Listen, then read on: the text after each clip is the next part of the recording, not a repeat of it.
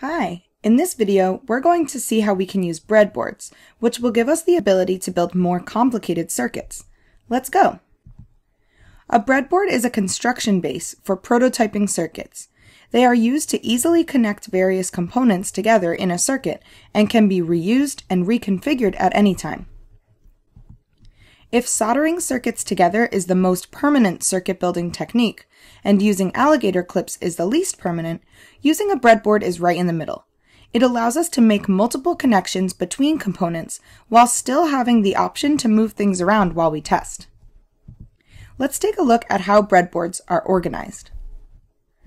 The center of our breadboard contains a grid that is made up of letters and numbers, similar to a spreadsheet. These letter-number combinations give us the location of each specific port on the breadboard.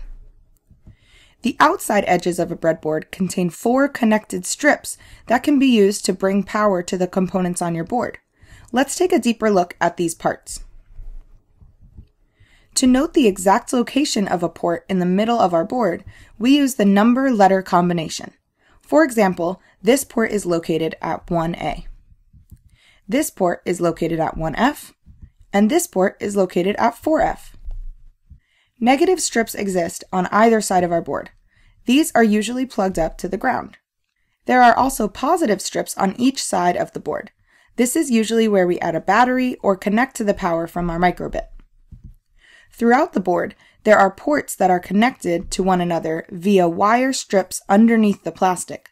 In order to fully understand how to use a breadboard, you'll need to understand and remember where these connections are. Let's take a look at them.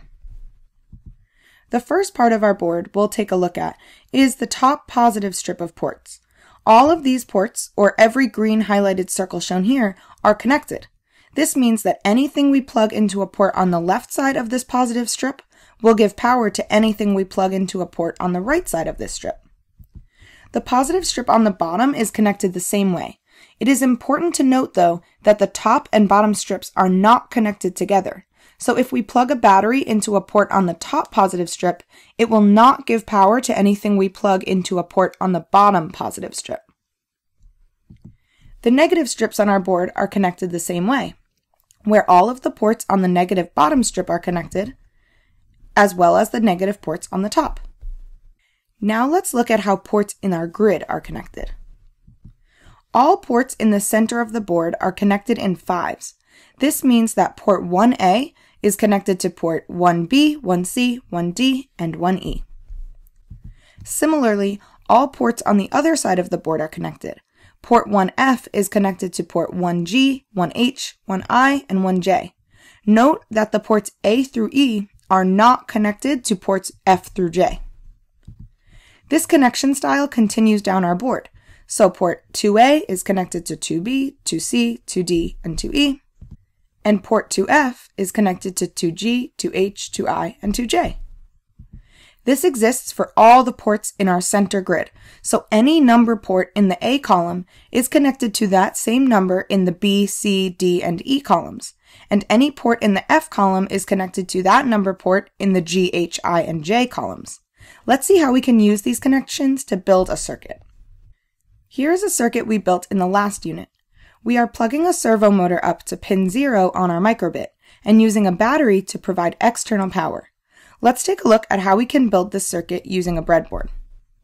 Let's first look at the wires coming from our battery. We know that the positive and negative strips on our breadboard can be used to connect our components to power, so we'll start by plugging the red or positive wire into any port on the bottom positive strip. The specific port it is connected to does not matter because all ports in this strip are connected to one another. We'll plug the ground or negative wire to any port on the negative bottom strip. At this point in our alligator clip circuit, we would plug the negative wire from the battery to the ground pin on the microbit. To do this using our breadboard, we simply connect a wire from the ground pin on the microbit to any of the negative bottom ports on our breadboard. Remember, a wire connects all ports of this negative strip, so it is as if we are plugging the wire from the ground pin on the microbit directly to the negative wire from the battery as we did using alligator clips. There's no difference. Next, we want to plug the black or brown wire from our servo motor to ground. Without a breadboard, we connected 2 alligator clips to the ground pin on our microbit.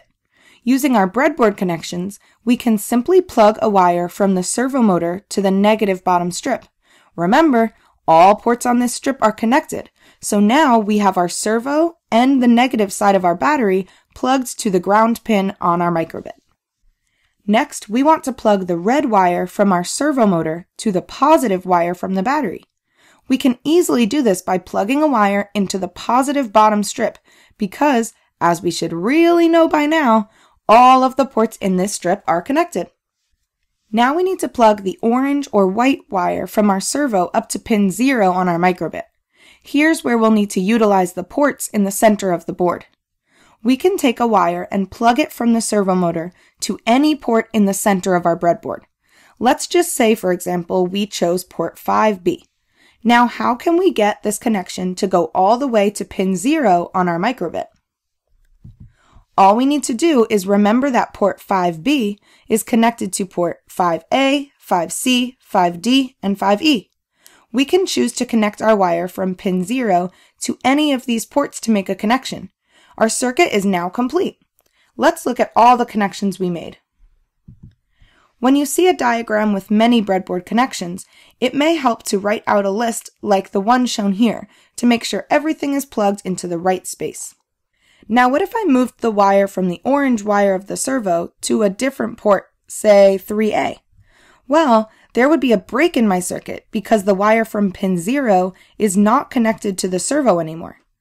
Where would I have to move my green wire from pin 0 on my microbit to reconnect the circuit? I could move the wire to port 3B, 3C, 3D, or 3E to bring back the connection because all of these ports are connected on my board. In this lesson, we learned how to use breadboards to make circuits. We learned that all positive ports on either side of the board are connected, all negative ports on either side of the board are connected, all numbered A through E ports are connected, and all numbered F through J ports are connected. Now it's your turn to try using breadboards to create circuits.